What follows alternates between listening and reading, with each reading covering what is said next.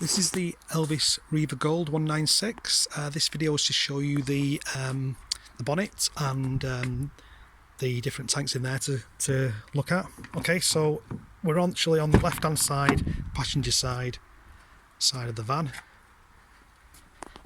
Little pull switch here.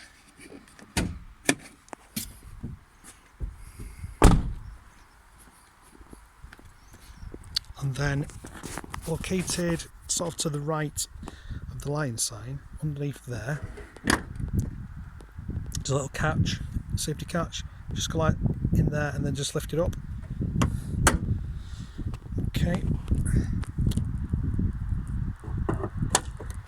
And starting from the left hand side, we've got the washer wiper fluid there. Then you've got coolant, brake, oil filler into there, dipstick here, and this is your air intake. So what we're going to do periodically, just check that there's no debris inside there. Also down the front hole here, which usually catches leaves and things like that, and this one, and on the left hand side there. In fact, yeah, it's actually a leaf there now.